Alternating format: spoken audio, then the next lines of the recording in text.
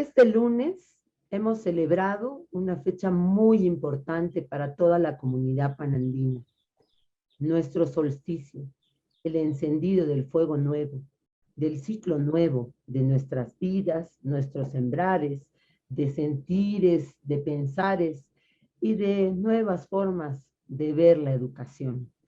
Bienvenidas y bienvenidos a este programa de Mincaricui, que es un aula abierta convencida de que la educación no se hace solo en las aulas y con nuestras estudiantes y nuestros estudiantes, sino entre todos los ciudadanos que apuestan por encontrarle un camino mejor a esto del aprender, para que los hijos de las nuevas generaciones, las hijas de las nuevas generaciones, tengan mucho más opciones y crezcan en el derecho sagrado a la diversidad.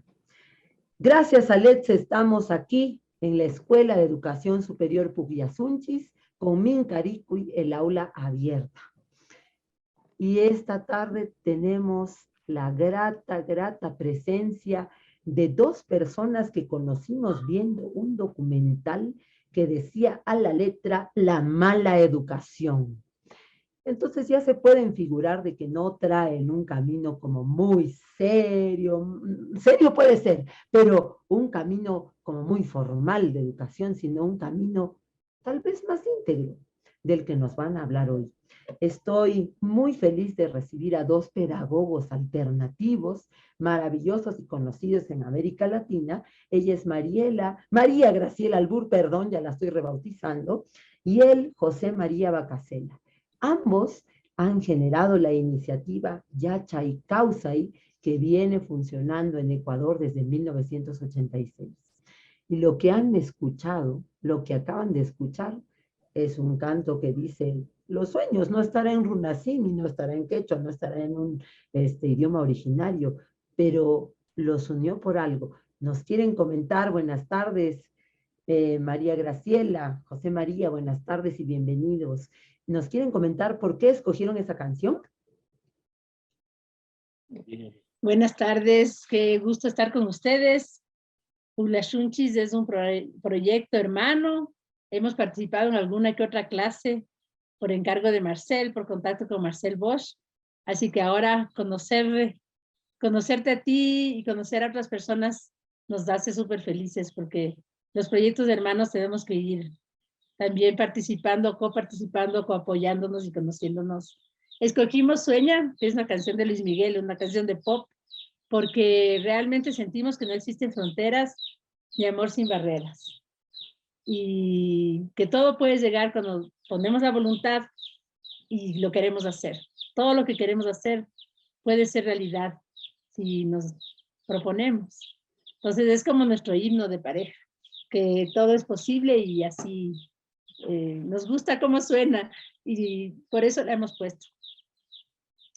Hubiéramos querido poner algo más andino, la música más andina, pero no encontramos. Entonces fue lo que encontramos que se asemejaba más a nuestros sueños, porque desde niños soñamos con un mundo diferente, soñamos con una educación diferente, soñamos con una generación diferente, una generación de paz, amor, armonía, felicidad. Entonces, no hubo otra canción más que se acople a ese sueño que tenemos desde niños.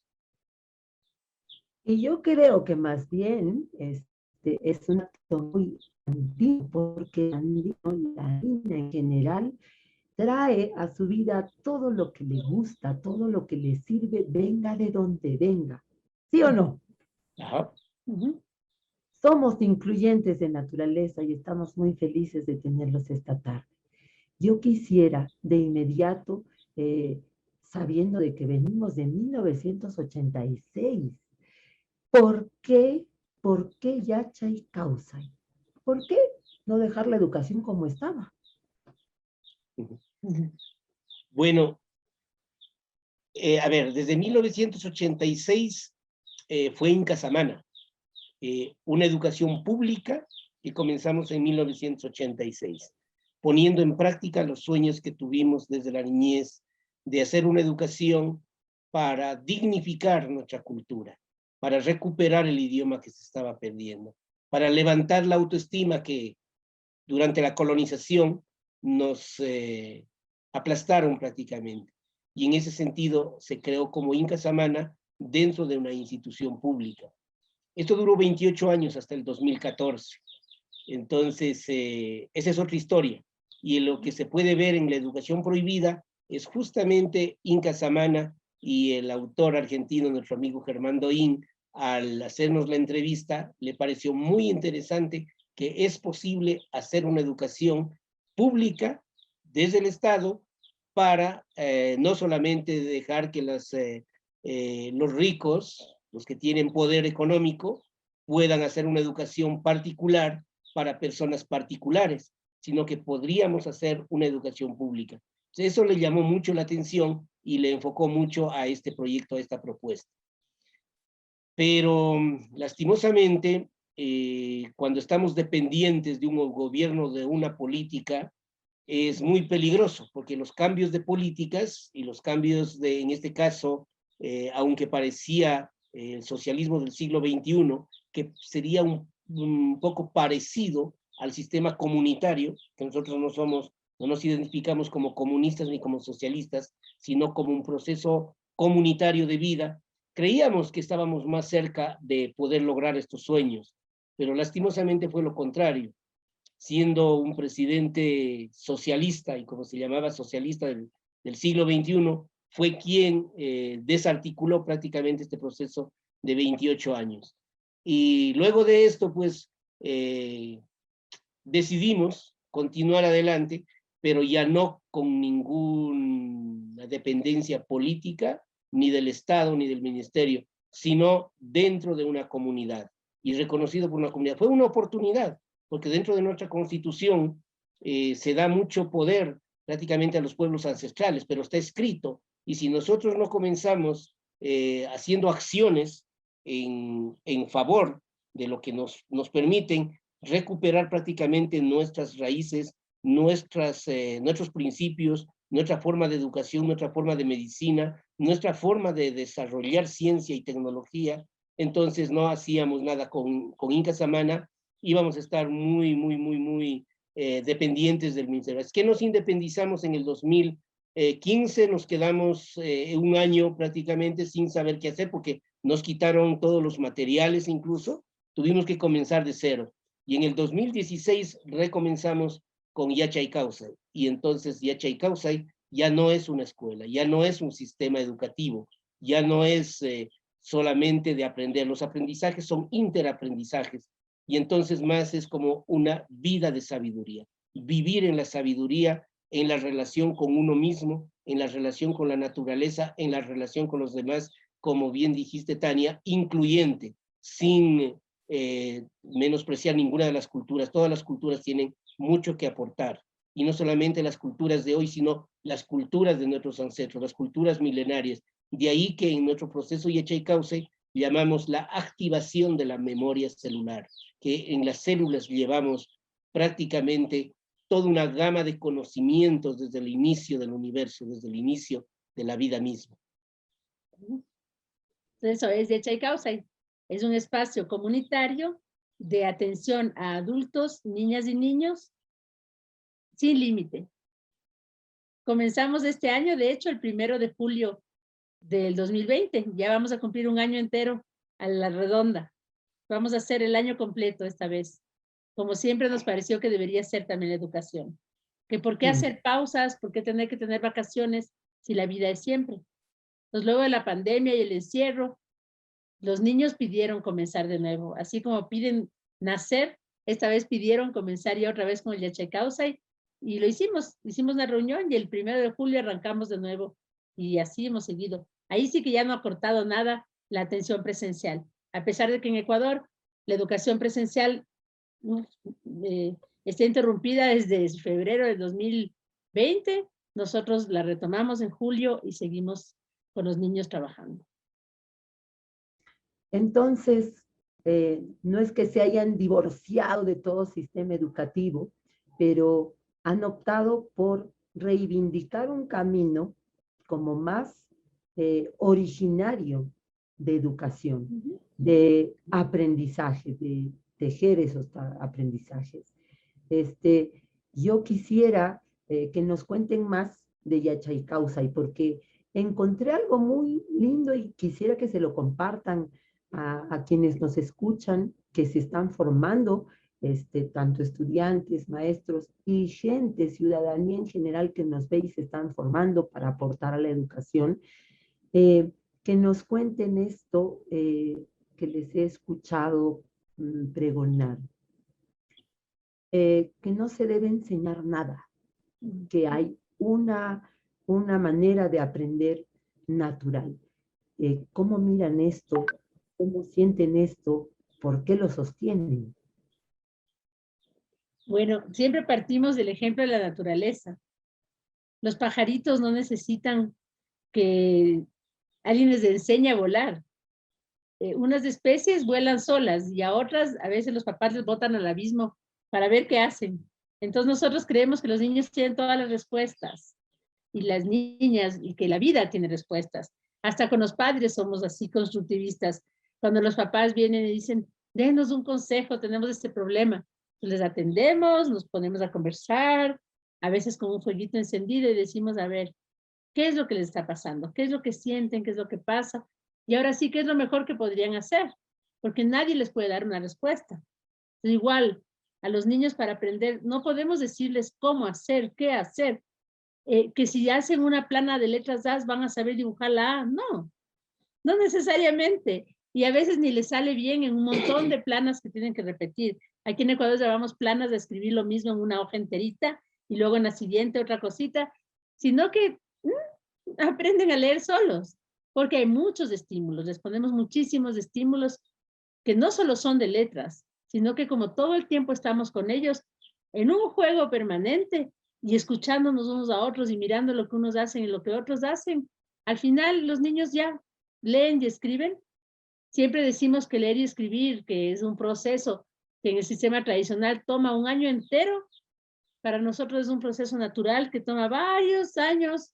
Desde el niño de 3 años comienza a interesarse por los sonidos y hasta que un rato ya saben. Y con las ciencias naturales y las ciencias sociales, pues apunte escuchar cosas, leer, pedir que les leamos, jugar y hacer experimentos y hacer investigación. Ya aprenden un montón también de las ciencias sociales.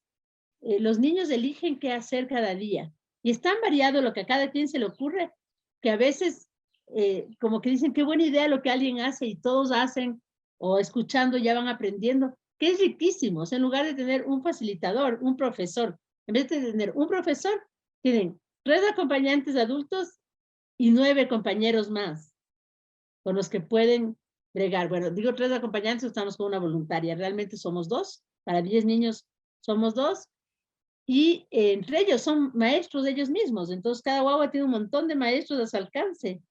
Y eso, incluso las lenguas, como recibimos niños desde los 3 años, nosotros hablamos 2 lenguas, que ninguna de ellas es el castellano, la lengua nativa y el inglés. Un día la lengua nativa, que es quichua, y otro día el inglés. Entonces los chicos son trilingües y el castellano no se utiliza en el centro porque no creemos que sea necesario, porque es la lengua de comunicación de afuera. Entonces, la atención aquí es totalmente concentrada y consciente. Entonces, todos estamos con nuestra atención concentrada y consciente, y eso permite que aprendamos. Nosotros también aprendemos muchísimo como adultos. Acotando tal vez un poquito lo que dijo María Gabriela, no enseñamos porque es un proceso natural de todo ser vivo. Y los estímulos están en el ambiente. Lo que pasa es que cuando en las escuelas queremos enseñar, entonces direccionamos hacia solamente 2 tipos de inteligencia. La inteligencia lógica matemática y la inteligencia lingüística. Nada más. Cuando de pronto la lectoescritura y el cálculo son parte de la vida, pero no son los únicos. En nuestro mundo andino se relacionaba con las plantas daban mensajes, los animales dan mensajes, hay un montón de estímulos que hay que captar y todos esos nos olvidamos por ir a la escuela. Eso lo siento yo, lo sentí desde niño cuando me fui a la escuela y sentí como castigado, cuando en el ambiente tú puedes percibir la armonía de la naturaleza. Y como ser vivo prácticamente nace con todo el potencial intelectual, nace con todas las emociones equilibradas, y los papás, la mamá y el papá, y los familiares y la sociedad, desarmonizamos, desactivamos esa armonía. Y luego los centros educativos, totalmente, creando miedo, temor, y el aprendizaje en base a estímulo-respuesta. Y entonces eso no puede ser. Y en base a la competencia, que es lo general. Todo ser humano tiene, como decía, la activación de la memoria celular, entonces tiene todo un cúmulo de conocimientos desde los orígenes del universo. Entonces hay que activarlo a eso, permitirle que hoy que nace viene incluso con mucha más sabiduría que yo, porque yo ya soy del pasado. ¿Cómo voy a querer enseñar yo a alguien que viene activado? Ya, por ejemplo, últimamente podemos hacer como el conocimiento de la tecnología. Muchos hemos tenido que aprender prácticamente la tecnología. Lo que un niño con ver y topar ya sabe cómo activar todos los aparatos tecnológicos. Y muchos no llegamos a aprender. Aquí en el Ecuador pasa, no sé, me imagino, igual pasará en el Perú. Docentes de 20, 30 años que no lograron activarse en la tecnología, con esta cuestión, por ejemplo, de la tecnología, de esto de las herramientas del Zoom y otras herramientas que existen en la tecnología. Entonces había que acoplar, pero eso, esta nueva generación ya tiene, es como que vino incorporado con ese chip a esa tecnología. Entonces, concuerda con lo que decimos, nosotros no tenemos que enseñar, más bien tenemos que aprender. Sí hay algunas experiencias que hemos desarrollado, entonces se da el interaprendizaje. Aprendo y tú aprendes de mí. Hay cuestiones culturales que de pronto ya pues se han desarrollado y esas tienes que ir también tú conociendo para interactuar dentro de una cultura, como es de pronto en este caso lo que decía María Gabriela, el lenguaje, ciertos protocolos y etiquetas que se han formado en una cultura, la relación con la naturaleza, el interactuar con la naturaleza y el universo, vivir y reconocer que somos parte de y que estamos un tiempo determinado aquí. No somos eternos, nadie, hasta aquí nadie se ha demostrado que es eterno. Entonces estamos de paso y que mientras estamos de paso, podernos considerarnos como hermanos, como familia. Si somos diferentes, bien, que nos desarrollamos en diferentes culturas, pero podemos compartir y aprender, estando seguros de nuestra cultura, porque es importante también, da un grado de seguridad eso, el de pertenecer y tener una identidad de lo que se ha aprendido y se ha desarrollado. Así es. Y yo diría que es una relación de interaprendizaje, como tú lo dices, y eso me trae un verbo del runasimi, del quechua, de estos lares, el verbo uiguay. El verbo uiguay es el principio de mutua crianza. Yo crío a mi hijo y mi hijo me cría. Entonces, no es una relación de yo lo sé todo y tú vas a recibir la luz de mi iluminación, sino que nos vamos a iluminar ambos, ¿no? Intercambiando lo que traes y lo que yo ya he vivido. ¿Cómo es un día de clase, por llamarla de alguna manera? ¿Cómo es un día de jornada de ustedes? Vienen términos como la activación de la memoria celular, que quisiera que nos cuenten cómo funciona en la vida concreta de un día de escuela de ustedes, de un día de Yacha y Causa. Bueno, es un poquito complejo, un poquito complejo, porque como bien dice el nombre Yacha y Causa, es vida de sabiduría, y al ser vida, pues es vivir, es interactuar. Y en este proceso de interactuar no hay similitudes de que sea repetido un día. Un día es diferente de otro día, es diferente de otro día y es diferente de otro día. Aunque sea parecido, pero es diferente. Entonces vamos a contextualizar algunas cositas que de pronto puedan darse. María Gabriela. Muy bien. Comenzando por lunes. Ya, las niñas y los niños llegan. Les pedimos a las familias que no despierten a los niños en la mañana, que permitan que culminen con su sueño naturalmente y luego vengan. Entonces, eso le parece rarísimo a muchas personas, dicen, pero ¿cómo? Entonces digo, yo como mamá jamás desperté a mis hijos, no me pueden creer. Y claro, en ese caso nos íbamos a Incasamana y les decíamos, si algún día te despiertas tarde y te encuentras solo, te vistes, la comida va a estar lista para ti, comes y sales. Jamás se quedaron, siempre salieron antes o con nosotros. Entonces los niños y niñas van llegando alrededor de las 8 de la mañana. El día lunes, bueno, llegan y se lavan las manos. Les acompañamos y se lavan las manos con nosotros, les ponemos el agüita nosotros a ellos y luego vamos a la asamblea. A las 8:30 comienza la asamblea los días lunes. La asamblea es un espacio para ponernos de acuerdo en varias cosas. En la primera asamblea del mes fijamos a dónde van a ser las salidas de los miércoles. Entonces los niños van diciendo a dónde quieren ir y todas las voces valen. No se hace una votación, no se hace un consenso, sino que los que están allí, si les parece, dicen, yo tengo una idea, dicen, y allá nos vamos. Otro dice así. Entonces vamos viendo que siempre son distintos los niños que invitan a los paseos, y así tenemos 4 o 5 paseos al mes que alguien lo promovió. Entonces llaman mi paseo. Este es mi paseo, este es tu paseo. Y todos vamos a todos los sitios, no podemos decir a ese sitio donde nos queremos ir. Si se da que no quieren ir a algún sitio, se conversa, pero casi no se da. Entonces, son sitios súper diferentes. Por ejemplo, mañana vamos a ir por primera vez a un taller de un ebanista, porque un niño quiere aprender a tallar en madera. Y los demás dijeron, ¡ay, qué lindo! Entonces el ebanista dijo, bueno, comencemos por un dibujo sencillo, y sí, en 3 horas y media podemos tener nuestra primera práctica de tallar. ¿Ya? Entonces así hemos ido a aprender a hacer ladrillos, hemos ido a jugar en una tarabita, hemos ido a pescar, hemos ido a todo lo que les interesa a los niños hacer. Entonces ese día es el día de las ciencias. Pero bueno, eso es los miércoles, seguimos en el lunes. Entonces en la asamblea también conversamos sobre aquellas cosas que han pasado en la semana y que no nos gustaron, o aquellas cosas que sí nos gustaron. Además, una vez al mes hacemos el compromiso, un compromiso personal para el mes, que es tan variado como le voy a bañar a mi perro 2 veces a la semana, como yo voy a responder bonito cuando mi mamá me diga algo, o voy a no comer ninguna golosina chatarra, así cualquier compromiso muy personal. Y los adultos también tenemos que hacer nuestro compromiso, escribir en un papel, pegar en la cartelera, ahí están nuestros compromisos abiertos. Y no es para que nadie los revise ni diga, oye, ¿qué estás haciendo eso? Nada. Todo es solamente para nosotros estar comprometidos.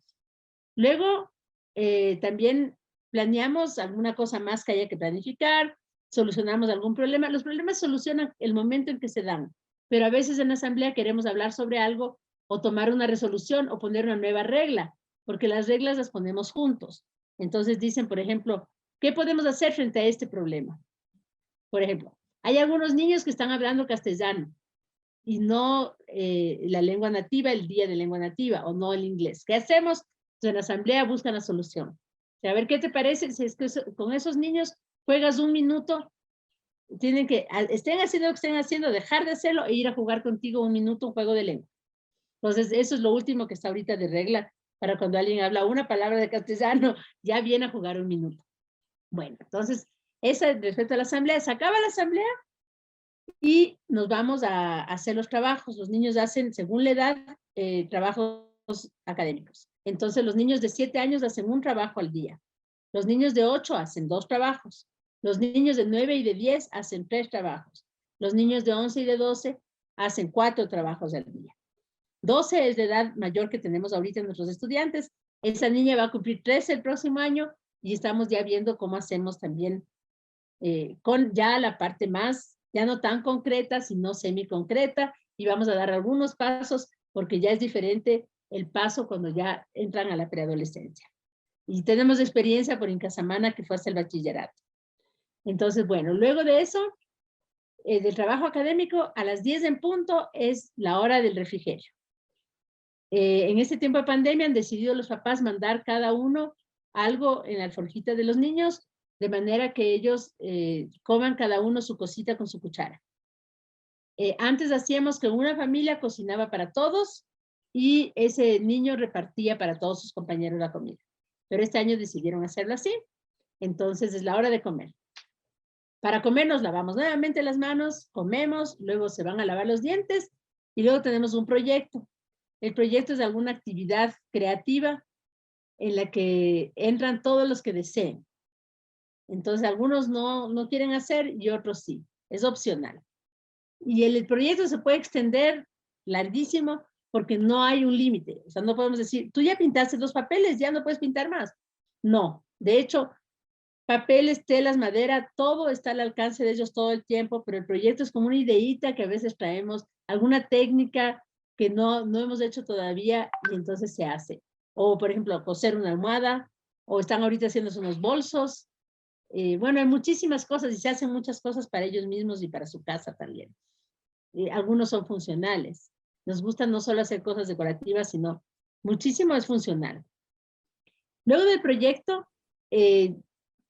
ya se va terminando la jornada porque les encanta, o sea, hacer proyectos les abre a hacer un montón de cosas creativas. Es como que la hora de la creatividad y la invención. Ya cuando va a faltar media hora para cerrar, los niños grandes tienen que ir a escribir 3 experiencias del día. En la lengua que es, no sé si es que es en quichua, es que es en inglés, 3 cosas que hicieron ese día con la fecha bien puesta. Luego es ya la hora, antes de la hora de salida, la hora de la terminación del día, que terminamos con un cuento o con un baile, y hacemos también los que quieren, pero los que no quieren asistir ya saben que el día se está terminando, porque saben que estamos en esa actividad final. Y una vez que ya se va terminando todo, ya se va acabando el cuento, ya los otros terminan de escribir, ya se ponen tristes, es hora de irse a la casa. Y sáquenles de adentro, a veces ya no quieren salir, dicen, me falta una cosita que no avancé a hacer. No saben que tengo muchas cosas que hacer y quieren que me vaya tan pronto. Pero bueno, pues es la hora de irse, ya están los papás esperándoles y ya comienzan a salir. ¿Me puedo volver a matricular? Yo hubiera querido una Si educación. tienes menos de 7, sí. Me los disminuyo oficialmente. Bueno, yo quiero preguntarles algo que seguramente también le ha parecido así como incógnita a quienes los están escuchando hoy. ¿Por qué la opción de quichua e inglés y no castellano? Ya, yo misma te contesto, verán. Hubo educación bilingüe en el país durante 30 años, no, 28. 28. Ya 28 años, lo mismo que en Casamana duró educación bilingüe en el país. ¿Y qué pasó? Que era castellano quichua. Entonces se cae en la trampa del castellano, que es la lengua que se habla en todo lado, la lengua que le quitó el espacio al quichua, la lengua que le robó la vida al quichua es el castellano. Entonces, aunque digamos que los facilitadores vamos a hablar quichua en los corredores y haya un área de quichua, como hubo en Casamana, que había 3 áreas de quichua para niños pequeños, niños intermedios y niños grandes, bueno, jóvenes, 3 áreas de quichua y 3 áreas de inglés, igual los chicos sí salieron hablando quichua e inglés, pero no como estos niños que hablan la lengua como si fuera suya, porque al haber la inmersión en las lenguas, no hay forma de no hablar. O sea, un niño nuevo en 3 meses ya habla las 2 lenguas. Entonces, dado que nuestro cerebro tiene una plasticidad impresionante y que nosotros queremos activar 12 inteligencias, todas las áreas del cerebro, solamente en lenguaje el cerebro tiene 8 áreas. Y para si de colmo le metes 2 áreas, 2 lenguas diferentes, entonces el cerebro tiene que activarse mucho más. Estamos logrando unos niveles de inteligencia impresionantes porque los niños tienen esta posibilidad de hablar en 2 lenguas que no son el castellano. O sea, justamente es parte del programa. Y a veces me cuestionan, ¿y por qué inglés? Porque es mi segunda lengua. No tengo otra lengua que pueda compartir, dado que el inglés es mi segunda lengua. Entonces esa es la razón. Con razón, una amiga que conozco y es mutua y nos ha hecho el vínculo junto con Marcel, se refería a ti como una grindia, ¿no? Mitad grindia, mitad india, ¿no? ¿Sí? ¿Es verdad? No, yo soy ecuatoriana de padres ecuatorianos, sino que estudié en el Colegio Americano de Quito y tuve materias en inglés, entonces aprendí muy bien el inglés. Pero soy bien ecuatorianísima. Ay, muy bien. Y yo quería preguntarles esta belleza de sombreros, ¿son de Saraguro o de qué parte del Ecuador? Estos sombreros así grandes son de Saraguro, específicamente de Saraguro. pero en todas las provincias, me imagino que en Bolivia también y en Perú, existen o existió estos sombreros con diferentes formas acoplados a cada realidad y del mismo material que es de lana. O sea, aquí, al menos en el Ecuador, en todas las provincias, hay un tipo de sombrero que tiene algún matiz diferente y en la forma y en el tamaño, pero todas son de lana de oveja. Entonces, estas son específicamente de Saraguro y dado un matiz de esta forma, gracias a la grindia.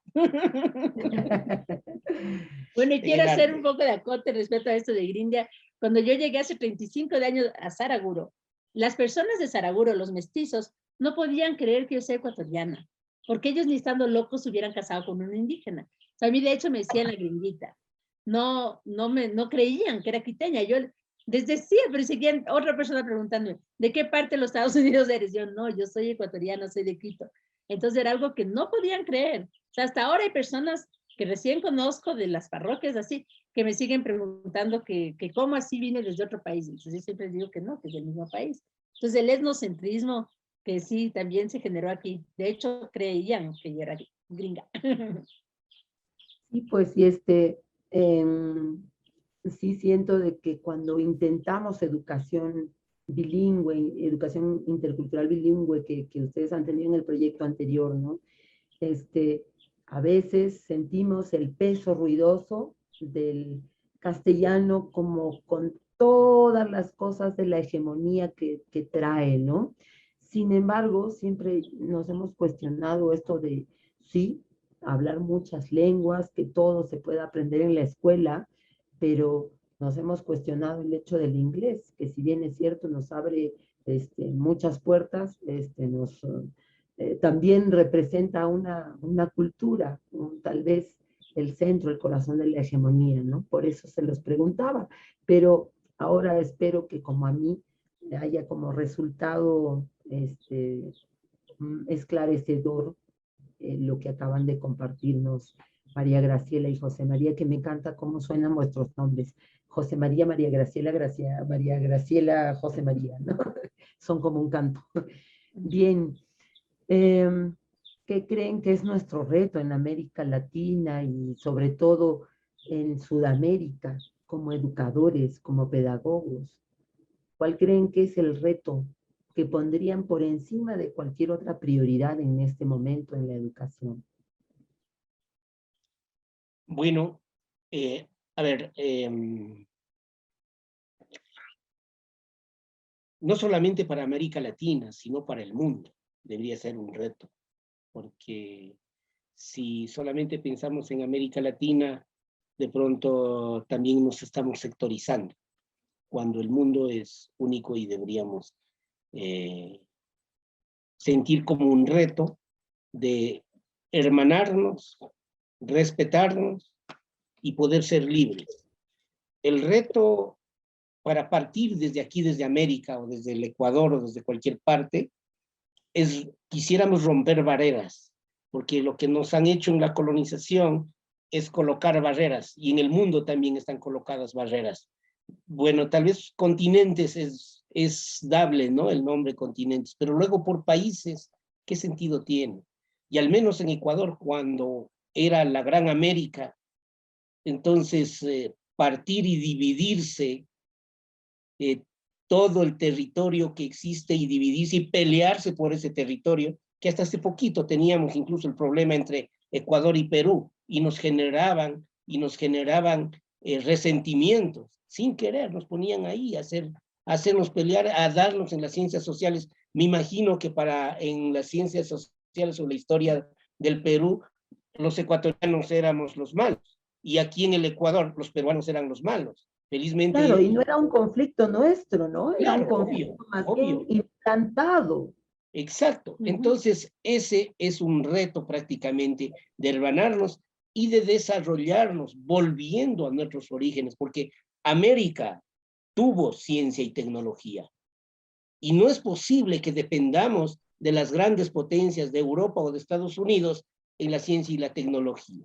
No es posible. Entonces, desde ahí tiene sentido nuestra educación de recobrar esos seres humanos intelectuales capaces, con buena autoestima, y de desarrollar ciencia y tecnología desde aquí, desde América, desarrollando la inteligencia, resistiendo o rebelándonos contra la imposición colonial que viene desde arriba, planificado y estructurado de la educación. Ese es nuestro rompimiento.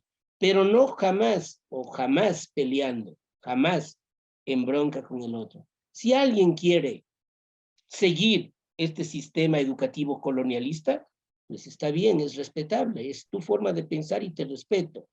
Pero déjennos a los que queramos recobrar este sentido de aprendizaje íntegro, de vivir en esta relación y de desarrollarnos como ciencia para poder nosotros aportar, teniendo tanta riqueza, teniendo tanta ciencia, teniendo tanta tecnología, no es posible que seamos países subdesarrollados o en vías de desarrollo que nos digan.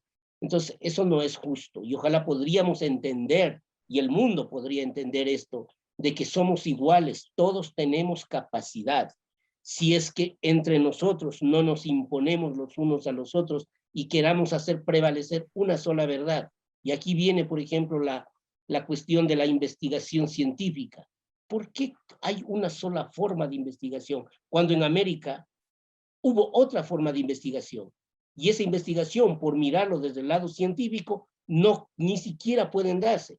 Todavía están ahí que no saben cómo descubrir cómo se desarrolló esta u otra ciencia, esta u esta tecnología. Entonces, a eso nos referimos y nosotros, es el reto prácticamente para América, comenzar primeramente yo siendo consciente de eso.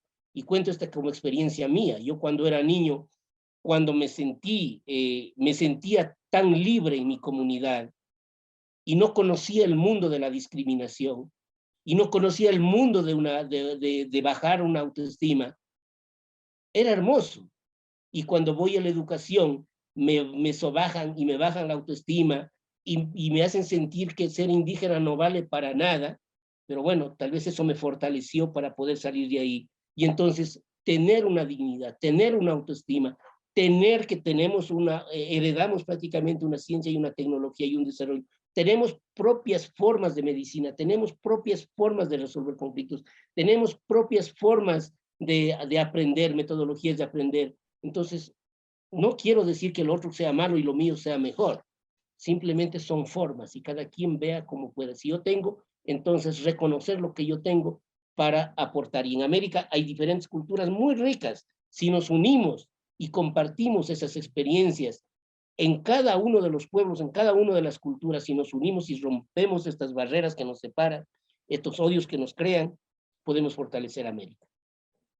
Y mi mensaje es que tenemos 4 cerebros, pero nos han exacerbado a las mujeres del límbico para que seamos las que cuidemos de los demás. A los hombres la corteza cerebral para que sean los que pueden traer el alimento a la casa y los que trabajen fuera y no se encarguen de lo de adentro.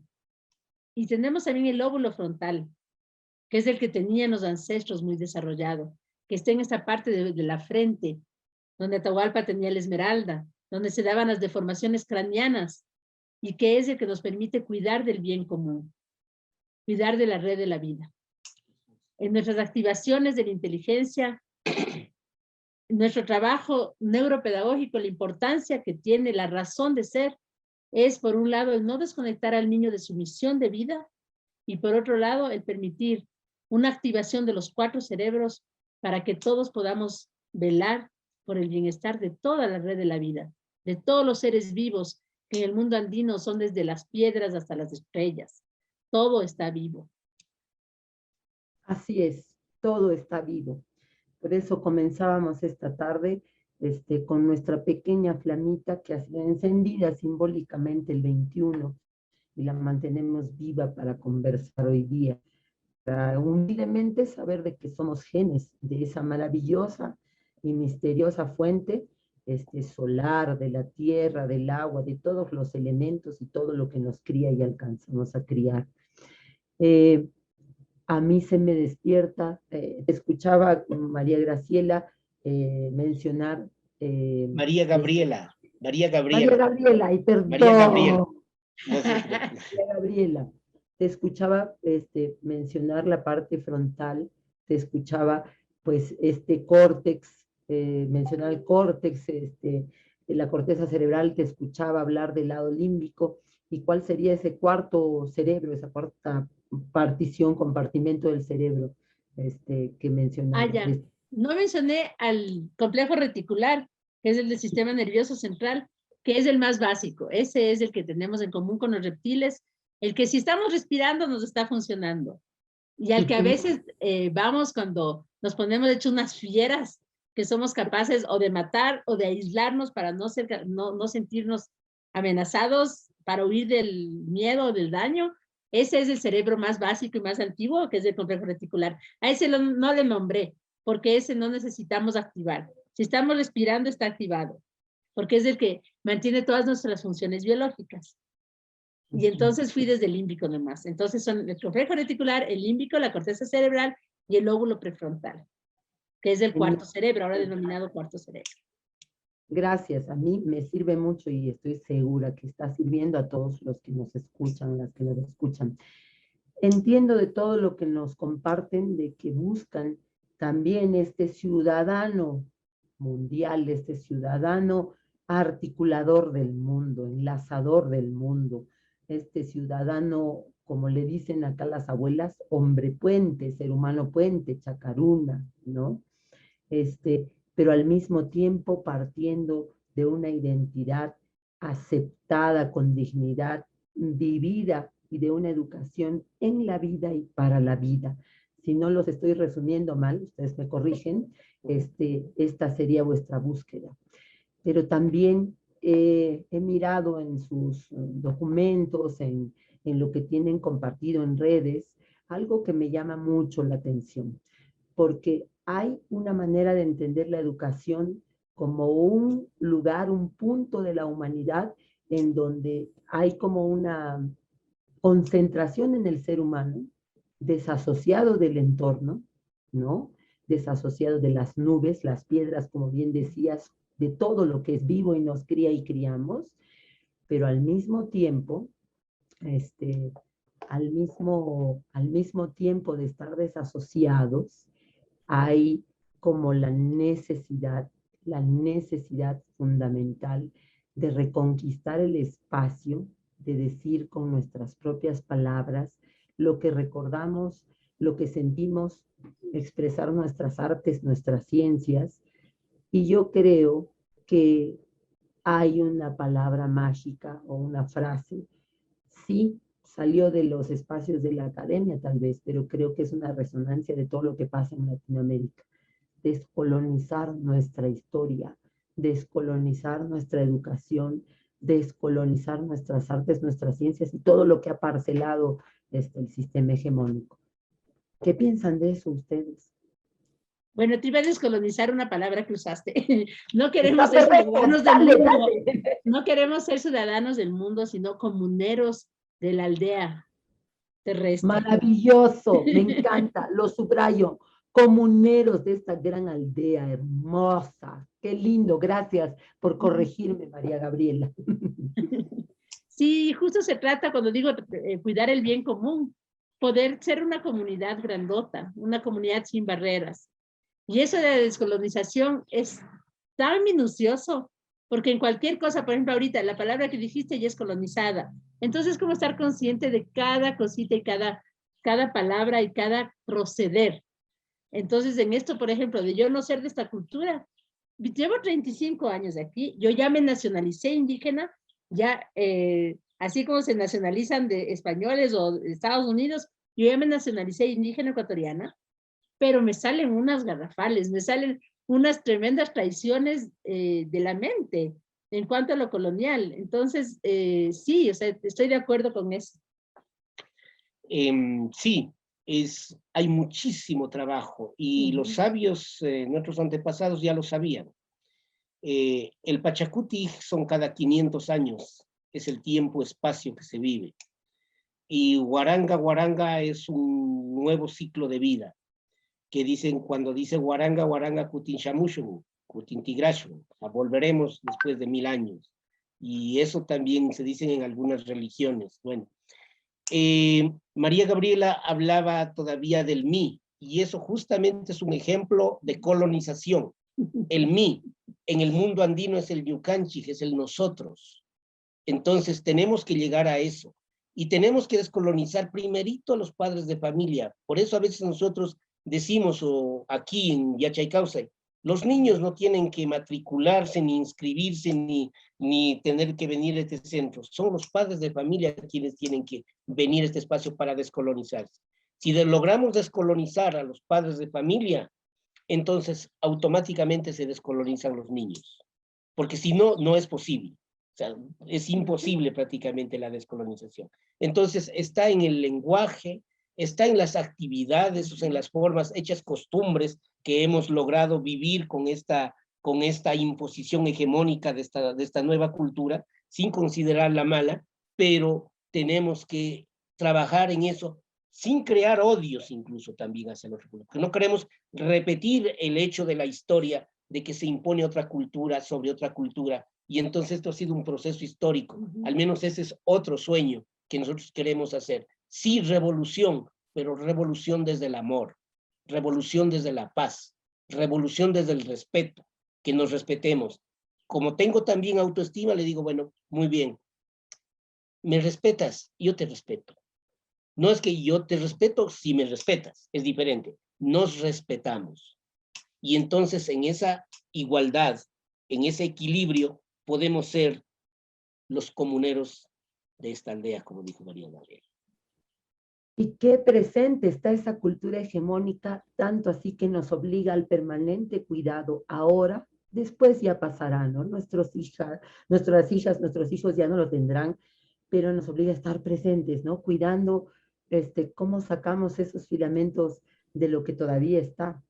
Sí, pues este mí, este yo, este ñoja, es un pedacito de ese ñojanchis. Hasta por el idioma somos solo un fragmentito de esa gran comunidad, ¿no? Maravilloso escucharles, maravilloso, maravilloso, inspirador. Una última cosa que yo les quiero preguntar. ¿Qué sienten que debe cambiar para ya no volver a hacer nunca más en nuestra educación? Y cuando digo nuestra, es de la comunidad, de esta gran aldea. ¿Qué sienten ustedes? ¿Qué intuyen que debe ya nunca más estar? Lo más importante es la directividad. La directividad se debe abolir de la educación. Un derecho hermoso que tienen nuestros niños y niñas es que pueden decir, no quiero, no me gusta, así no. Yo no deseo. Porque eso les va a servir para toda la vida. A niños y niñas les va a servir y ese es el verdadero principio de ser libre, poder expresar lo que no me gusta y lo que no deseo hacer. Y el momento en que tienes una persona adelante que te dirige tus aprendizajes, ya no puedes decir eso. Eres un maleducado. Si a una profesora le dices, yo no quiero hacer esto. Aquí eres libre de decidir si juegas solo o juegas con alguien. Puedes decir, no quiero ahorita jugar contigo. Y eso no es descortés.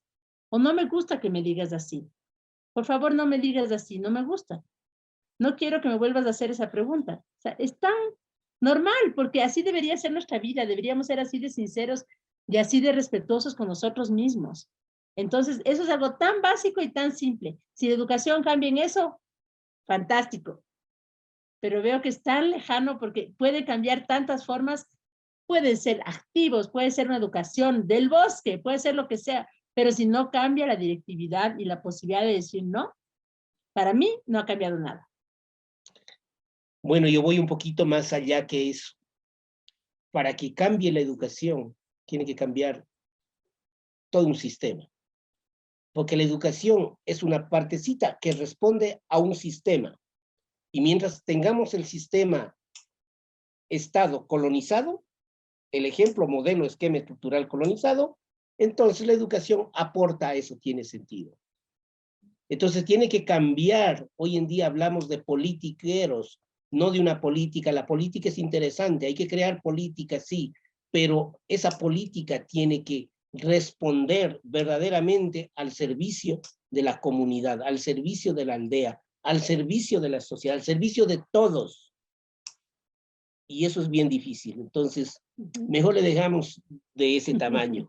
Haciendo poquito, tal vez como dice, una golondrina no hace verano, pero una golondrina puede cambiar poquito a poquito en el proceso que se da, como hablábamos, en el proceso de 25, 50, 100, 500, 1000 años.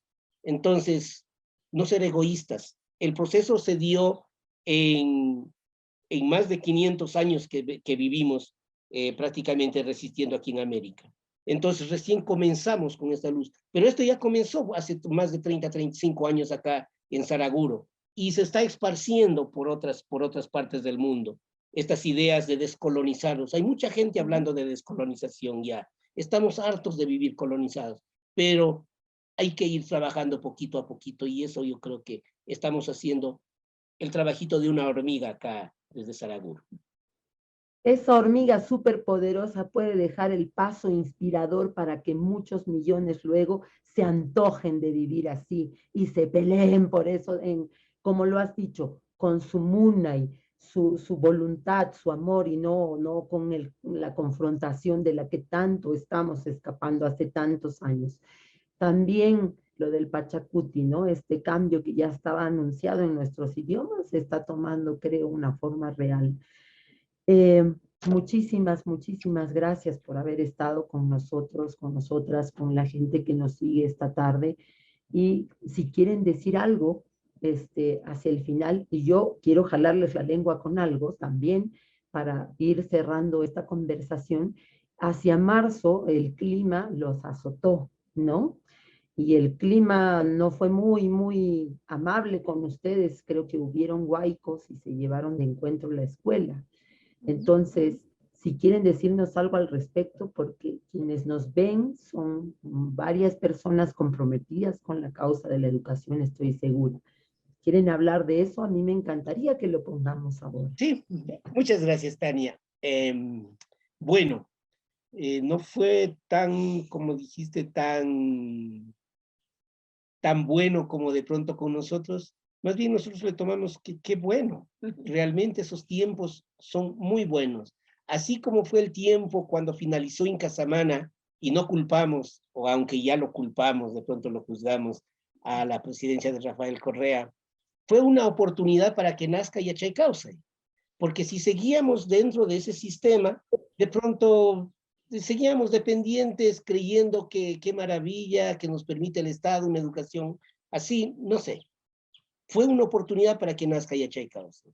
Ahora, el suceso que se dio, le tomamos también como una bienaventuranza, podríamos decir, ¿no? Como un milagro, como una oportunidad, porque si no se hubiera dado eso, somos muy cómodos los seres humanos, estuviéramos en esa comodidad de ese comodato que nos daba una comunidad para funcionar ahí. Eso nos obligó prácticamente a que aceleremos el proceso de la terminación de la construcción de ese espacito ya propio de decir nuestro espacio-tiempo, nuestro Pacha, para poder decir en ese sentido. Entonces, solamente que viviendo en este sistema capitalista hay necesidad de moneda para conseguir eso. Y en eso, pedirles, asimismo, como de pronto nos están escuchando, y esa es la hermandad y ese es el apoyo que nos podemos hacer, tejernos, el apoyo que nos pueden brindar desde $10, y si alguien puede más, hasta $1000, porque no acepta más la plataforma. Entonces, a dar esa colaboración, ese apoyo para terminar este objetivo. Ese sería el aporte maravilloso que nos podrían hacer también desde ustedes, si es que les nace desde el corazón, por supuesto. Si no, no ha pasado nada. Bueno, y un poco detallando, 3 piedrotas se desprendieron de la peña y fueron dentro del local por una pared. Cayeron muchas más, pero destrozaron la cancha, los alrededores, pero las que impactaron en la pared, es impresionante, quedaron los huecos, así, y adentro todo se despedazó. Entonces, bueno, la plataforma se llama asvaca.com, es una plataforma ecuatoriana, se puede acceder a través de tarjetas o de PayPal, o si estás en Ecuador, a través de depósito, hay ahí la cuenta bancaria de la plataforma, y también, si es que desean nuestra cuenta bancaria, también les podríamos hacer llegar si es que nos piden. Y entonces la plataforma asvaca.com, Compártela. la campaña es la primera que aparece ahí, que se llama hashtag nos quedamos sin escuela. Ahí están todas las facilidades de pago, ahí mismo está toda la información que pueden tener. Y el video de lo que ha pasado. Exacto, y por si acaso estamos poniendo ese video al final de esta entrevista. Así es que tomen nota, por favor, de paso que van a ver dónde viven José María y María Gabriela. Van a ver dónde viven y dónde están tratando de parir esta pacha, que me encanta eso, este espacio y tiempo de encontrarnos. Sintetizando esta hermosa conversación, creo que se impone compartir, refrescar este verbo del Runasimi que es Llankay. Llankay para nosotros es co-creación, no es ese trabajo duro, forzado y lleno de directivas. Hay que pensarnos a diario lo que estamos haciendo al educar. Gracias, queridas hermanas, hermanos que están ahí viéndonos, y gracias una vez más, José María y María Gabriela. Ha sido un infinito placer hablar con ustedes. Toda la mejor vibra para el nacimiento de vuestra nueva Pacha. Y con nosotros será hasta la próxima. El próximo viernes. No te pierdas, Minkaricuy. No te lo pierdas. Tenemos para ti un nuevo motivo de conversación que sabemos que va a contribuir a que confrontes tu idea de la educación y que te cuestiones y aportes, sobre todo aportes. Bien, y para quienes no han podido ver el íntegro de nuestro programa hoy, siempre está colgado en el Facebook de la Escuela de Educación Superior Pedagógica Puquiasunchis. Y nuestros resúmenes en las radios están en los siguientes horarios. Viernes, 7 de la noche, Radio Inti Raymi. 7:30 de la noche en Radio Santa Mónica. Y los sábados a las 4:30 en Radio Quillabamba. Eso ha sido todo por esta emisión y muchísimas, muchísimas gracias. Los abrazamos nuevamente y besos a Saraguro en el Ecuador y sobre todo buena energía para que eso salga construidito como el nido que merece ser. Hasta la próxima, amigas, amigos. Gracias por acompañarnos en Minkaricuy. Yukunakushun, Yupay Chani, Huyayay.